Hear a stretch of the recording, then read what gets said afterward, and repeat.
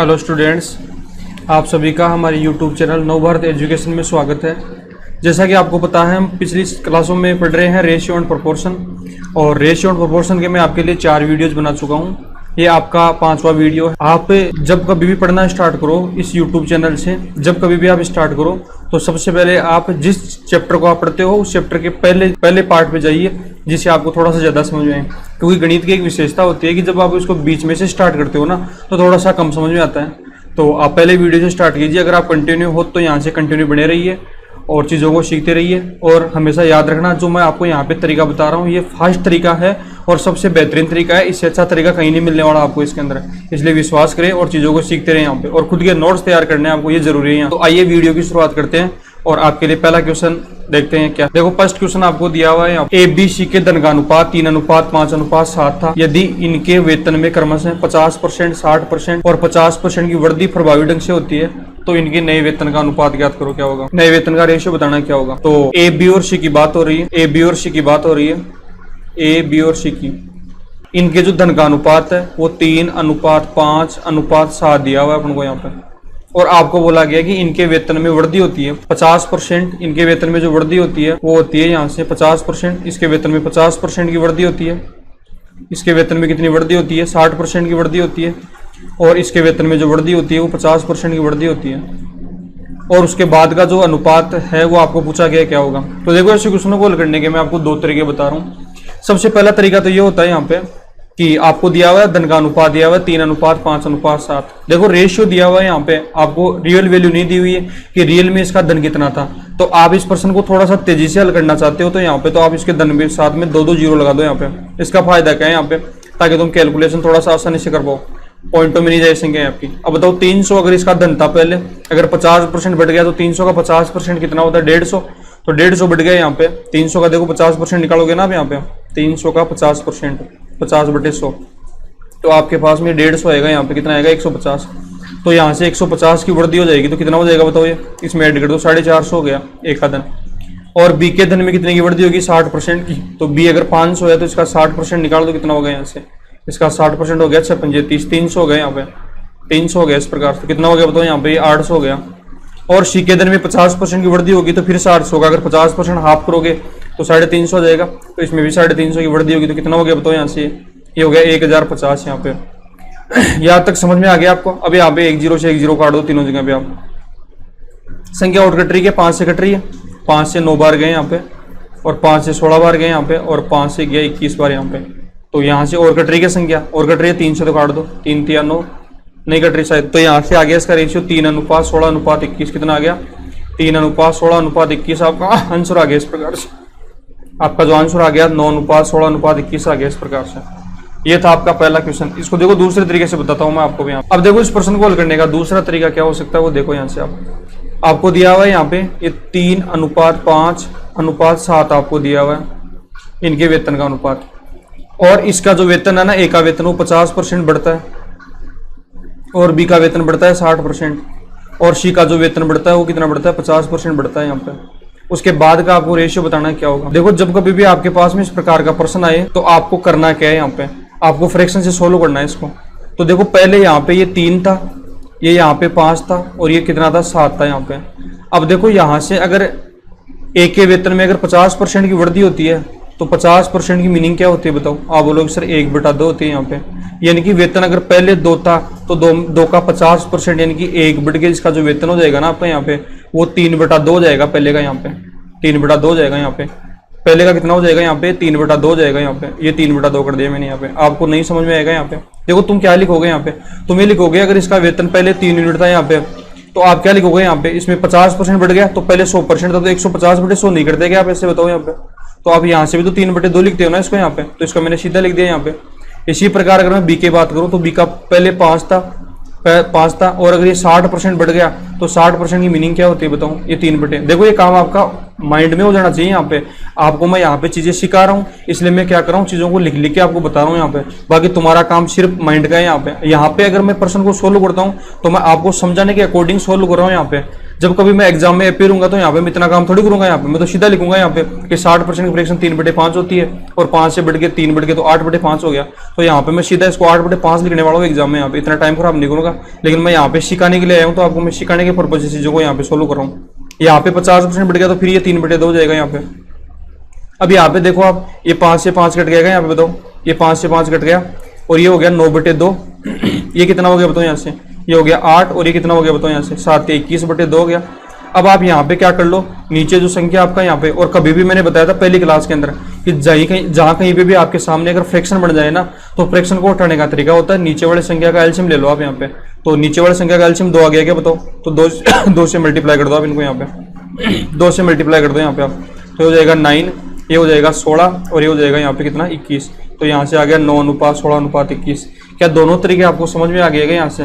हाँ, ऐसे क्वेश्चन काफी सारे बनाए जा सकते हैं, तो आप चीजों को ध्यान रखना है यहाँ पे। बाकी तुम जो क्वेश्चन जो मैंने आपको करवा दिया ना, इनको अगर 2-3 बार ढंग से निकाल दोगे ना ईमानदारी से, उसके बाद में तुम किताब का कोई भी क्वेश्चन हल करना, कभी दिक्कत नहीं आएगी आपको रेशियो के अंदर। यहाँ पे रेशियो में कंप्लीट पढ़ाने वाला हूँ आपको यहाँ पे, ये बात मैं पहले बता चुका हूँ आपको। नेक्स्ट क्वेश्चन देखो फिर आप देखो, इस क्वेश्चन में आपको क्या दिया हुआ है। इस प्रश्न में आपको दिया हुआ है 4830 रुपए पी, क्यू और आर के बीच वितरित किया जाता है, जैसे कि उनके शेयर में 5 रुपए, 10 रुपए और 15 रुपए की कमी होने के बाद का जो रेशियो हो 3:4:5 है। तो आप बताओ पी का हिस्सा क्या होगा। तो देखो आसान क्वेश्चन है, बिल्कुल यहाँ पे सोल्व करेंगे। पी, क्यू और आर की बात हो रही है यहाँ पे, और यहाँ पे बोला गया है कि इनके शेयर में से 5 रुपए, इसके शेयर में से 5 रुपए कम कर दिया हमने यहाँ पे, इसके में से 10 रुपए कम कर दिया और इसमें से कितना कम दिया 15 रुपए कम कर दिया। कम कर देने के बाद का जो रेशियो है वो 3:4:5 है यहाँ पे। अब एक चीज मेरे को बताओ, आपके पास में टोटल कितने पैसे थे? आप बोलोगे सर 4830 रुपए दिया हुआ है यहाँ पे। 4830 रुपए में से आपने क्या कम कर दिया? ए के शेयर में से 5 कम कर दिया, बी में से 10 कम कर दिया और सी में से 15 कम कर दिया। तो टोटल अगर मैं यहाँ पे बात करूँ तो आपने बताओ कितना कम कर दिया यहाँ से? आप बोलोगे सर 30 कम कर दिया यहाँ पे। अब बताओ अगर आपने 30 कम कर दिया तो यहाँ से टोटली 4800 बच गया क्या बताओ? और कम कर देने के बाद का रेशियो दिया हुआ आपको 3:4:5 है। याद रखना, रेशियो हमेशा संबंधित वैल्यू पे लगता है, ऐसा नहीं कि रेशियो को आप कहीं पे भी अप्लाई कर दो। अगर तुमने ये सोचा है यहाँ पे कि ये यहाँ पे 5 4 9 और 3 कितना हो गया, यहाँ से 12 यूनिट की वैल्यू को 4830 है, तो आपका सोचना बिल्कुल यहाँ पे गलत है, क्योंकि कम कर देने के बाद का रेशियो यहाँ पे दिया हुआ आपको, तो जहां का रेशियो वहीं का उतराएगा आपका यहाँ पे। तो टोटल यहाँ से बात करूं तो टोटली कितना हो गया यहाँ से, कोई बताएगा मेरे को यहाँ पे? आप बोलोगे सर ये टोटल जो हो गया ना यहाँ पे, ये टोटल हो गया यहाँ से 12 यूनिट हो गया। तो 12 यूनिट की जो वैल्यू आपको दे रखी है यहाँ पे, वो दे रखी है 4800। तो ये बताओ तुम तो 1 यूनिट की वैल्यू कितनी आ गई यहाँ से? आप बोलोगे सर 400 आ गई 1 यूनिट की वैल्यू। तो पी का हिस्सा कितना मिला पी को बताओ यहाँ से? आप बोलोगे सर 1200 मिला पी को हिस्सा। और बी को, ये क्यू को कितना मिला बताओ यहाँ से? आप बोलोगे सर 1600 मिला। सी को कितना मिला यहाँ पे बताओ? 2000 मिला यहाँ पे। बताओ यहाँ तक सबको समझ में आ गया क्या? आपको बोला गया पी का हिस्सा क्या था, पी का हिस्सा क्या था बोला गया है। और याद रखना पी के हिस्से में आपने 5 कम कर रखा है यहाँ पे, तो इसके 5 वापस आपको ऐड करना पड़ेगा। तो पी का जो हिस्सा था ना यहाँ पे वो 1205 था। कितना था? 1205 था यहाँ पे। होपफुली आपको यहाँ से समझ में आ गया होगा। उसके बाद में हम अगले क्वेश्चन पे चलते हैं। ऐसा क्वेश्चन मैं पहले भी एक करा चुका हूँ, यहाँ से आपको चीजें तैयार हो जाए इसलिए मैं इसको दोबारा से कराया आपको। अगला क्वेश्चन देखो, नेक्स्ट क्वेश्चन में आपको क्या दिया हुआ है। ये क्वेश्चन मैंने RS अग्रवाल से लिया है, ये अच्छा क्वेश्चन है। यहाँ पे आपको दिया बोला गया है श्री गुप्ता और श्रीमती गुप्ता का वजन 7:8 के अनुपात में है और उनका कुल वजन 120 किलोग्राम है।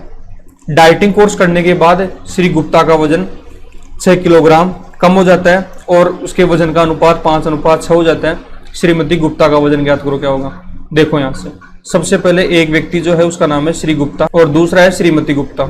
इनकी बात हो रही है यहाँ पे। इनका जो वजन है उसका रेशियो है 7:8 दिया हुआ आपको और टोटल वजन है 120 किलोग्राम। अगर देखो टोटल अगर ये 7:8 में अगर 120 किलोग्राम है तो टोटल यहाँ से 15 यूनिट हो गया क्या?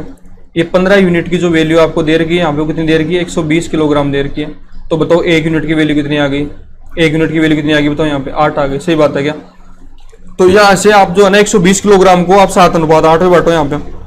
तो श्री गुप्ता का वजन 56 किलोग्राम और श्रीमती गुप्ता का वजन कितना हो जाएगा बताओ? ये 64 किलोग्राम हो जाएगा। यहाँ तक सबको समझ में आ गया? हाँ बिल्कुल समझ में आ गया। डाइटिंग कोर्स करने के बाद श्री गुप्ता का वजन 6 किलोग्राम कम हो गया। ये श्री गुप्ता का जो वजन है ये कितना कम हो गया यहाँ से बताओ? इसका वजन हो गया 6 किलोग्राम कम। ये अगर यहाँ से 6 किलोग्राम कम वजन हो गया तो इसका वजन कितना हो गया बताओ? इसका वजन हो गया यहाँ पे 50 किलोग्राम। इसका नहीं पता कितना होगा, ये नहीं दे रखा आपको यहाँ पे, लेकिन आपको ये दे रखा है कि ऐसा होने के बावजूद इनका जो रेशियो आ गया ना इनके वजन का, वो हो गया 5:6 दिया हुआ आपको। तो उसके बाद का रेशियो है 5:6। अब देखो इसका डाइटिंग कोर्स करने के बाद इसका वजन आपको 50 किलोग्राम दिया हुआ है यहाँ पे, और बोला गया कि ये 5:6 में हो गया। तो एक चीज मेरे को ये बताओ, आपको यहाँ पे इस 5 यूनिट की वैल्यू तो दे रखी है ना 50 यहाँ पे, तो बताओ इसका कितना गुना है यहाँ पे। आप बोलोगे सर यहाँ से इसका 10 गुना है, तो ये भी तो 10 गुना ही होगा आपका यहाँ पे। तो ये 10 गुना होगा तो कितना होगा बताओ यहाँ पे। तो श्रीमती गुप्ता का वजन 60 किलोग्राम हो गया। बाद में आपको बोला गया कि श्रीमती गुप्ता का वजन कितना घटा, तो बताओ 64 से अगर 60 हो गया तो क्या 4 किलोग्राम की कमी आ गई कि इसके वजन में, बताओ। हाँ सर 4 किलोग्राम की कमी आ गई। तो ऑप्शन आपका बी करेक्ट होगा यहाँ पे। होपफुली आपको समझ में आ गया होगा यहाँ से, बिल्कुल आसान था। उसके बाद में अगले क्वेश्चन पे चलते हैं। नेक्स्ट क्वेश्चन देखो यहाँ से, आप देखो क्या दिया हुआ है। एक क्लब में पुरुष और महिलाओं का संख्या का अनुपात 5:6 है। यदि 22 महिलाएं क्लब को छोड़ दिया तो अनुपात उल्टा हो जाता है। तो क्लब में पुरुषों की संख्या बताओ क्या होगी। आसान है, आदमी, मेन और वुमन की बात बोली गई है यहाँ पे कि इनका जो रेशियो है क्लब में 5:6 है। ये 5:6। 22 महिलाओं ने क्लब को छोड़ दिया, 22 महिलाओं में 22 की कमी आ गई। उसके बाद में जो रेशियो है ना इनका उल्टा हो गया, यानी कि उल्टा हो गया तो 6:5 हो गया। यहाँ पे इनका रेशियो क्या हो गया, 6:5 हो गया। ये पहले का है रेशियो और ये बाद का रेशियो आ गया 5, ये आ गया 6:5 बाद का। अब आपको बोला गया 22 महिलाओं ने क्लब को छोड़ दिया। आप रेशियो अच्छे से पढ़ रहे हो, बताओ यहाँ पे छोड़ा किसने क्लब को, महिलाओं ने छोड़ा है, पुरुषों ने थोड़ी छोड़ा है। पुरुषों ने नहीं छोड़ा ना, तो पुरुषों की संख्या कांस्टेंट रहेगी दोनों जगह पे। पुरुषों की संख्या अगर कांस्टेंट रहेगी तो आप इनको कांस्टेंट कर दो यहाँ पे। कांस्टेंट करोगे तो बताओ क्या करोगे यहाँ पे, पुरुषों को बराबर करोगे तो इनका एलसीएम 30 आ गया यहाँ पे। इसको 6 से मल्टीप्लाई कर दो, इसको 5 से मल्टीप्लाई कर दो यहाँ पे आप। तो ये हो गया 30, ये हो गया 36, और ये हो गया यहाँ से कितना 30, और ये कितना हो गया यहाँ से बताओ 25 हो गया। इस प्रकार से ये पहले का है, ये भी पहले का है और ये बाद का है। तो यहाँ से आपको क्या बोला गया है, 22 महिलाओं ने छोड़ दिया, तो यहाँ से कितना यूनिट कम हो गया तो महिलाओं में। आप बोलोगे सर यहाँ से 11 यूनिट की कमी आ गई। तो 11 यूनिट जो है ना वो किसके बराबर बताओ, 22 के बराबर है। तो 1 यूनिट की वैल्यू बताओ कितनी आ गई यहाँ से। आप बोलोगे सर 1 यूनिट की वैल्यू 2 आ गई यहाँ पे। पुरुषों की संख्या पूछिए तो पुरुषों की संख्या 30 यूनिट है दोनों जगह पे, तो 30 से मल्टीप्लाई कर दो 2 को यहाँ पे। तो पुरुषों की संख्या कितनी आ गई यहाँ से 60 आ गई। ऑप्शन डी करेक्ट होगा। इस प्रकार से समझ में आ गया होगा शायद आपको यहाँ से। उसके बाद देखो, एक पुस्तकालय में कहानियां की पुस्तकें और अन्य पुस्तकों का अनुपात 7:2 है। उनमें से 1512 कहानियों की पुस्तकें हैं। कुछ और कहानियों की पुस्तकों का संग्रह किए जाने पर अनुपात 15:4 हो जाता है। तो कहानियों की कितनी पुस्तकों का संग्रह किया गया है। बिल्कुल आसान है। देखो सेम क्वेश्चन है। कुछ किताबें जो है ना वो स्टोरी की किताबें हैं और कुछ किताबें क्या है, अदर किताबें हैं। इनका रेशियो दिया हुआ आपको 7:2 दिया हुआ है, और आपको बोला गया है 1512 कहानियों की पुस्तकें इनमें से टोटल, और कुछ और कहानियों की पुस्तकों का संग्रह करने के बाद का रेशियो कितना हो गया, 15:4 हो गया। अब एक चीज मेरे को ये बताओ आप यहाँ पे, अगर आपको समझ में आ रहा है तो यहाँ पे भी वैसी बात हो रही है कि कुछ कहानियों की पुस्तकों का और संग्रह किया गया है। एक चीज बताओ, अगर कहानियों की पुस्तकों का आप संग्रह कर रहे हो यहाँ पे, तो आप अदर किताबों का थोड़ी और संग्रह कर रहे हो, तो अदर तो क्या रहेगा यहाँ पे, कांस्टेंट रहेगा। तो अगर अदर कांस्टेंट रहेगा तो यहाँ पे देखो अदर का मान 2 है, यहाँ पे अदर का मान कितना है 4 है। तो आप दोनों जगह बराबर कर दो, इसको 2 से मल्टीप्लाई कर दो यहाँ पे। तो यहाँ से स्टोरी और जो अदर का रेशियो हो गया ना यहाँ पे, वो 7 दूनी 14 हो गया और 2 दूनी 4, ये 15 हो गया, और बाद में क्या हो गया 4 हो गया। अब यहाँ से आपको बोला गया कि कहानियों की कितनी पुस्तकों का संग्रह किया गया। तो देखो यहाँ पे अगर मैं बात करूँ अदर कांस्टेंट हो गया, तो पहले जो किताबें थी वो कितनी थी बताओ, 14 यूनिट। ये किसके बराबर, 1512 के बराबर है। बताओ कितना गुना है यहाँ पे, ये देखो कितना हो गया, 14 एकम 14 हो गया यहाँ पे, और कितनी बार 14 कितना हो गया यहाँ पे बताओ, 112 हो गया यहाँ पे, 108 बार गए यहाँ पे। तो यहाँ से देखो 1 यूनिट की जो वैल्यू आ गई ना यहाँ पे 108 आ गई। तो यहाँ से कितना बढ़ गया, 1 यूनिट ही बढ़ा यहाँ पे। तो 108 को 1 से मल्टीप्लाई करते हैं वो कितना आ जाएगा यहाँ पे, 108 ही रह जाएगा यहाँ पे। तो सी ऑप्शन करेक्ट होगा इस प्रकार से। हम नेक्स्ट क्वेश्चन को देखते हैं, क्वेश्चन को रीड आउट करते हैं। सबसे पहले दिया हुआ है, एक विद्यालय में 1554 विद्यार्थी थे और लड़कों और लड़कियों की संख्या का अनुपात 4:3 था। कुछ दिनों बाद 30 लड़कियों ने उस विद्यालय में प्रवेश ले लिया, कुछ और आगे लड़कियां। कुछ लड़कों ने विद्यालय छोड़ दिया, परिणाम स्वरूप लड़कों और लड़कियों का अनुपात 7:6 हो जाता है। तो विद्यालय छोड़ने वाले लड़कों की संख्या, बिल्कुल आसान क्वेश्चन है। बॉयज और गर्ल्स का रेशियो दिया हुआ आपको, बॉयज और गर्ल्स का रेशियो आपको दिया हुआ है। यहाँ पे कितना दिया हुआ है आपको, दिया हुआ है 4:3। कितना दिया हुआ है, 4:3 दिया हुआ है। और यहाँ से अगर टोटल की बात करूँ तो टोटल कितना हो गया, यहाँ से ये टोटल हो गया यहाँ पे 7 यूनिट। इसकी वैल्यू कितनी दे रही है, 1554 दिया हुआ है। तो आप ये बताओ ना 1 यूनिट की वैल्यू कितनी आ गई, 7 दूनी 14, 7 दूनी 14, 7 दूनी 14, यहाँ से 222 आ गई। तो यहाँ से बॉयज कितने बताओ, इसको यहाँ से डिवाइड कर दो, इसको ये हो गया 888, और गर्ल्स कितनी होगी बताओ, 222 से गुणा कर दो, 666 हो गया। यहां तक सबको समझ में आ गया। आपको बोला गया कि 30 लड़कियों ने और प्रवेश ले लिया। यहाँ पे अगर 30 लड़कियों ने और प्रवेश ले लिया तो लड़कियों की संख्या अभी यहाँ से कितनी होगी बताओ, 6, 9 और 6, 696 हो गया। बॉयज का नहीं पता मेरे को, बॉयज ने कितने ने प्रवेश लिया या निकल गए यहाँ पे, लेकिन आपको ये जरूर बोला गया यहाँ पे कि लड़कियों ने प्रवेश लेने के बाद का अनुपात है 7:6।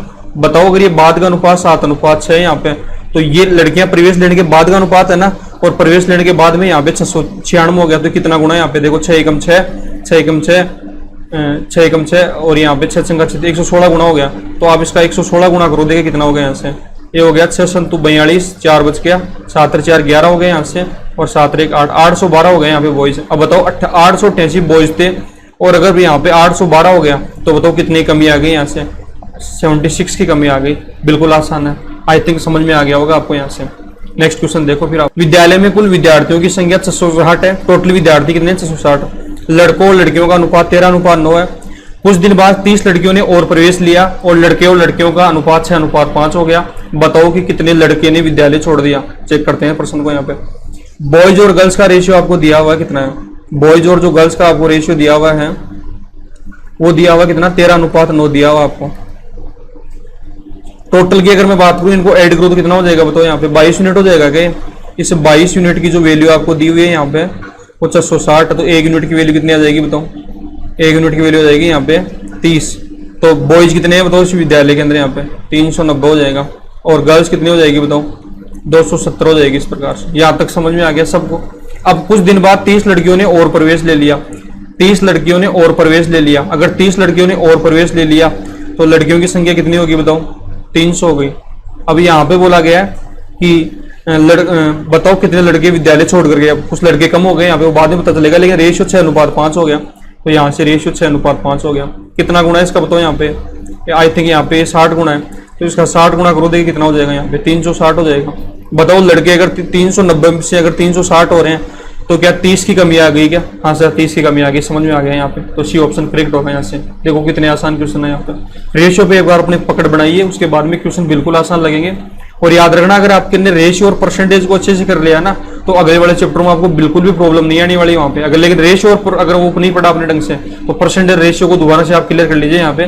बाकी जब तक मैं आपको कंप्लीट मैथ पढ़ाऊंगा तब तक आपको सारी चीजें समझ में आने लग जाएगी, फिर कभी भी दिक्कत नहीं आएगी आपको। एक मैथ में जो इंटरेस्ट होता है ना आपका, वो डेवलप होने स्टार्ट हो जाएगा उसके बाद में। लेकिन चीजों को आपको यहाँ से सीखना स्टार्ट करना पड़ेगा। ऐसा नहीं है कि एक वीडियो देख लिया फिर बाद में छोड़ दिया, फिर पता ही नहीं क्या होगा। कई स्टूडेंटों में होता है कि सर की वीडियो है, इसमें अंडर तो यूट्यूब पे तो है, यहाँ पे बाद में भी देख लूंगा, यहाँ पे बाद में कभी आता भी नहीं है। इसलिए चीजों को साथ साथ आप सीखते रहो। बाद में जब कंटेंट काफी ज्यादा हो जाता है ना, उसके बाद में चीजें पढ़ने का मन भी नहीं करता, इसलिए साथ साथ आप चीजों को पढ़ते रहे यहाँ पे। तो इसके बाद में देखो नेक्स्ट क्वेश्चन देखते हैं। देखो इस क्वेश्चन में क्या दिया हुआ आपको, ए बी और सी की आय का अनुपात दिया हुआ 3:7:4 है, और इनके व्यय का अनुपात है 4:3:5। ए 2400 रुपए की आय में से 300 रुपए बचाता है, फिर बी और सी की बचत का अंतर होता है, निकालो क्या होगा। यहाँ पे आसान क्वेश्चन आसान क्वेश्चन है। यहाँ पे आपको दिया हुआ है ए बी और सी, इनकी आय का अनुपात दिया हुआ कितना है, 3:7:4 दिया हुआ है, और इनका जो व्यय है उस व्यय का रेशियो क्या दिया हुआ है, 4:3:5 दिया हुआ आपको। कितना है, 4:3:5 दिया हुआ आपको। फिर देखो आप आगे यहाँ पे आपको बोला गया ए 2400 रुपए की आय में से 300 रुपए बचाता है, तो आपको बोला गया ए की जो आय है वो दी हुई है आपको 2400 रुपए, और इसकी जो बचत दी हुई है वो दी हुई है 300 रुपए। तो देखो यहाँ से आपको दिया हुआ है इनकी इनकम का रेशियो, ए बी और सी की इनकम का रेशियो दिया हुआ आपको 3:7:4।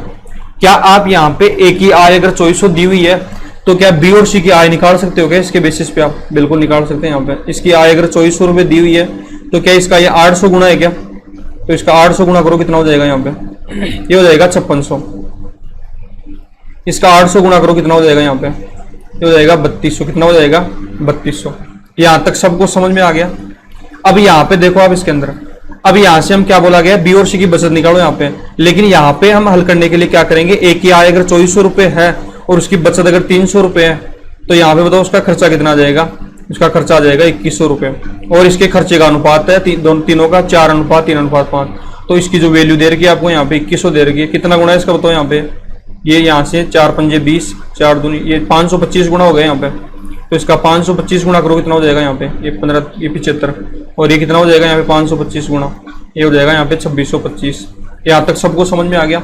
आपको बोला गया बी और सी की बचत का अंतर। अब देखो बी के बारे में अगर मैं बात करूं तो बी की आय है 5600 रुपए और बी की जो व्यय है वो है 1575 रुपए। तो कितना बच गया बताओ यहाँ पे, ये 4025 रुपये बच गया। यहाँ पे इसकी क्या बचत आ गई, यहाँ पे इसकी बचत।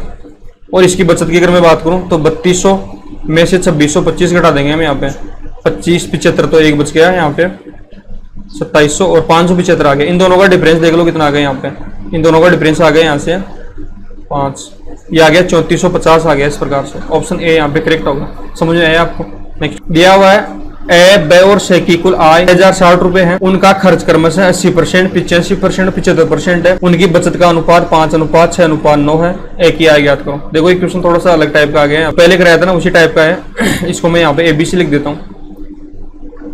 टोटल आय इनकी 6060 रुपए और यहाँ पे इनकी जो बचत दी हुई है, आपको बचत कितनी दी हुई है इनकी बताओ। इनकी बचत दी हुई है 5:6:9 दिया हुआ है। और इनका जो खर्चा है वो खर्चा दिया हुआ है कितना, खर्चा दिया हुआ है 80%, 85% और 75% खर्च करते हैं। तो एक ही आय ज्ञात करो। देखो आपको यहाँ पे बचत का रेशियो दिया हुआ है और खर्चा परसेंटेज में दिया हुआ आपको। तो याद रखना किसी भी व्यक्ति की आय हमेशा 100% होती है। जैसे अगर मैं 100 रुपया कमाता हूँ उसमें से अगर 80% खर्च करता हूँ तो मेरी बचत 20 आ गई। अगर बी अगर 100 रुपया कमाता है, अगर 85% खर्च करता है तो 15% क्या करता है बताओ, बचाता है वो। अगर ये सी अगर 75% खर्च करता है तो 25% बचाता है। इनकम 100 मान के होता है। तो यहाँ से अगर इसकी बचत 5 यूनिट है यहाँ पे, इसकी बचत अगर 5 यूनिट है यहाँ पे, तो बताओ अगर ये 80% खर्च करता है यहाँ पे तो बचाता कितना है 20%।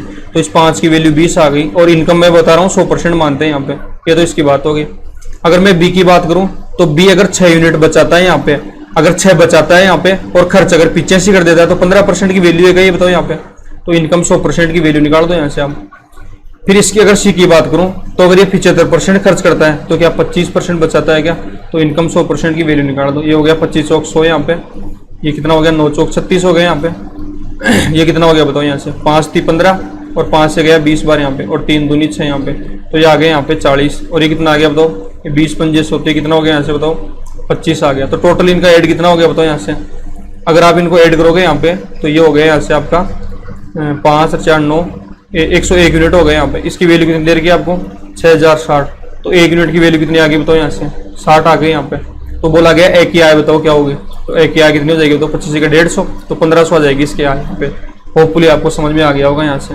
नेक्स्ट क्वेश्चन देखो। फिर देखो क्या दिया हुआ है नेक्स्ट क्वेश्चन के अंदर। आपको दिया हुआ है एबीसी के आय का अनुपात 5:7:4 है, वे का अनुपात 6:5:3 है।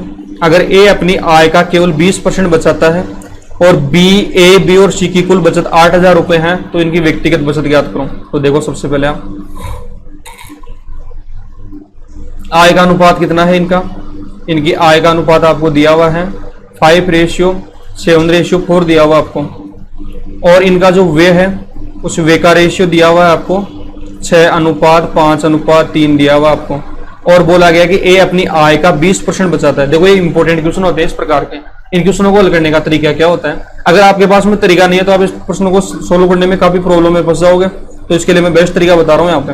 जैसा कि आपको मैंने काफी सारे क्वेश्चंस पहले भी पढ़ा रखे हैं। यहाँ पे ये 2 अलग प्रकार के वेरिएबल्स हो गए। ये यहाँ पे इनकम हो गई यहाँ पे, और यहाँ पे ये क्या हो गया यहाँ पे एक्सपेंडिचर हो गया। यानी कि अगर ए 5x कमाता है और अगर 6y अगर खर्च करता है तो बचाता है, इनका अंतर आ जाएगा यहाँ पे बचत आ जाएगी 5x - 6y। इसी प्रकार ये 7x और ये 5y हो जाएगा, ये 4x और ये 3y हो जाएगा। तो आपको करना क्या है यहाँ पे, आपको करना ये है कि अगर ए की आय यहाँ पे 5x है और अगर इसका वे अगर 6y है यहाँ पे, तो देखो मैंने यहाँ पे ए को क्यों लिया, देखो मेरे को यहाँ पे इंफॉर्मेशन दी हुई है अगर ए अपनी आय का केवल 20% बचाता है। यहाँ की ए के बारे में इंफॉर्मेशन है कि ए की जो बचत है ना, इस ए की बचत है कितनी 20% है ए की बचत। तो बताओ बचत किस में से होती है, आप बोलोगे सर आय में से होती है। आय कितनी मानते हैं हम 100 मानते हैं। तो बताओ खर्चा कितना हो गया इसका, बताओ इसका खर्चा हो गया यहाँ पे 80%। सही बात है क्या बताओ, 20 से कम 20, 20 चौक 80, 20 पंजे 100। समझ में आ रहा है क्या आपको।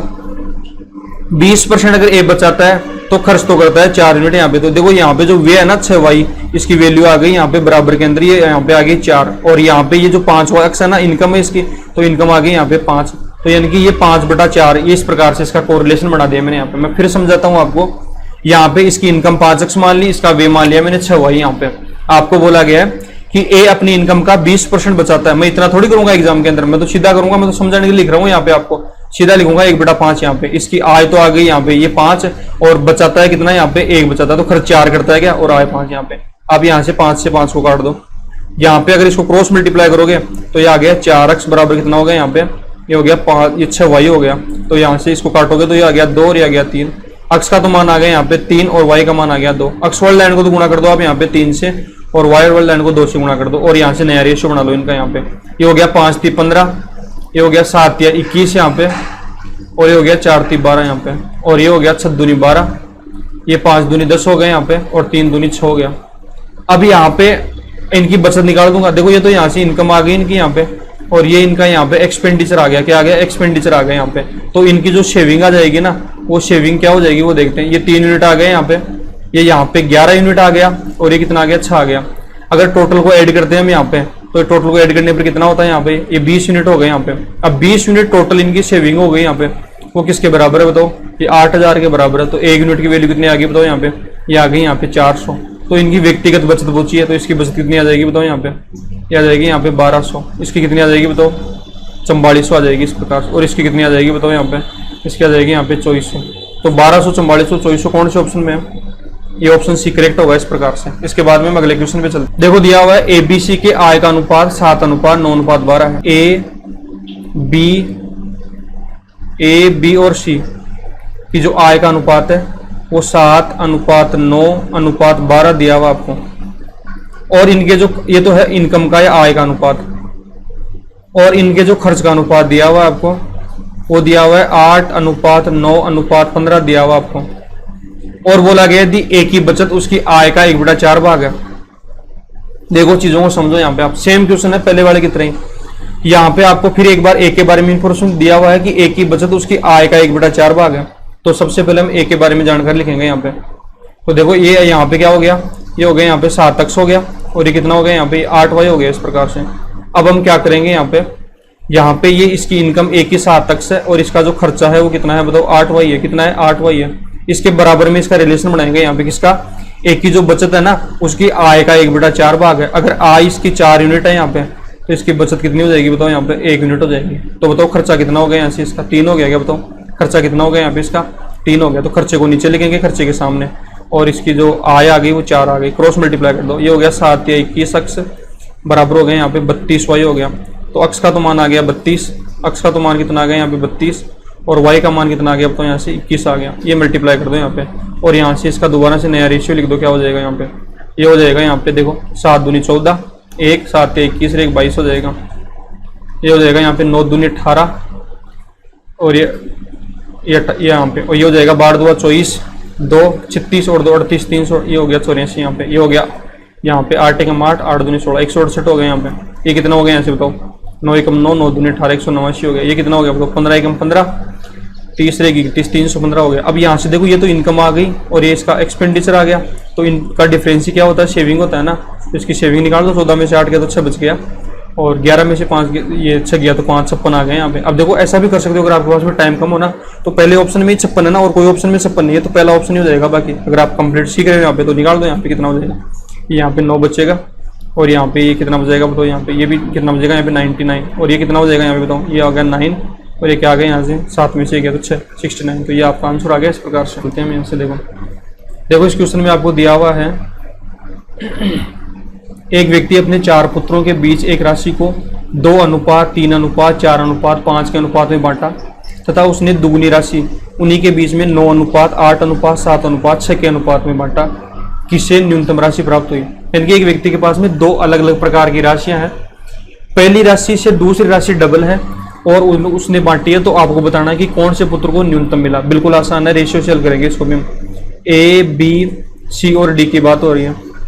यहाँ से इन्होंने 2:3:4:5 के अनुपात में बांटा, तथा इससे दोगुनी राशि को। अब देखो यहाँ से ये इसको 9:8:7:6 के अनुपात में बांटा यहाँ पर। लेकिन यहाँ पे ये नीचे वाली राशि डबल है, लेकिन एक बार हम क्या करेंगे, इसके रेशियो को चेक करेंगे कि टोटल कितना हो गया। ये 9 से 12 3 14 हो गया यहाँ पे। बताओ ये टोटल कितना हो गया बताओ, यहाँ से ये 15 और ये टोटल 9, 15 और 9 24 और 36 हो गए हैं यहाँ पे। अब देखो हम यहाँ इनको बराबर करेंगे, इसको 15 से मल्टीप्लाई कर दो, इसको 7 से कर दो, ये बराबर हो गया एक बार यहाँ पे। अब आप क्या करोगे, ये राशि जो है ना ये डबल है यहाँ पे, तो इसको 2 से और मल्टीप्लाई कर दो। अब यहाँ पे देखो इसको 1 से कर दो, तो ये डबल हो गया ना यहाँ पे। अब आपको क्या करना है, ये यहाँ पे इसको इस वाली लाइन को 15 से मल्टीप्लाई करना है, इसको यहाँ पे 14 से मल्टीप्लाई करना है, तब ये राशि दूसरी वाली राशि क्या हो जाएगी यहाँ पे, ये डबल हो जाएगी इस प्रकार से। 15 से गुणा करो, देखो 1 15 2 30, 15 30 ऐसे गुणा कर रहा हूँ यहाँ पे, ये 15 3 45, 15 चौक 60 और 15 5 75 हो गया। इसको गुणा करो, 14 इंटू 9 कितना हो गया 126, 14 इंटू 8 कितना हो गया 112, 14 संते कितना हो गया तो यहाँ पे 98 और 14 इंटू 6 कितना हो गया 84 हो गया। अब देखो यहाँ पे ये फर्स्ट प्रकार की है, सेकंड प्रकार की है। अब तुम इनको ऐड भी करोगे ना यहाँ पे आप, तो यहाँ पे ये राशि ये डबल आएगी, इनको ऐड करके देख लेना यहाँ पे। आपको तो ये बोला गया है किसको न्यूनतम मिला, तो यहाँ से पहले वाले को 30 मिला और दूसरे वाले में से इसको 126 मिला, तो 6 156 मिला यहाँ पे इसको। यहाँ से कितना मिला बताओ 157, यहाँ से कितना मिला यहाँ पे 158 और यहाँ पे कितना हो गया बताओ यहाँ पे 159। तो किससे न्यूनतम मिला, तो न्यूनतम तो यहाँ पे एक को ही मिला, यहाँ पे देख लो 156 यहाँ पे। तो ऑप्शन आपका यहाँ पे बी करेक्ट होगा इस प्रकार से। क्या समझ में आ गया क्या आपको बताऊँ यहाँ पे।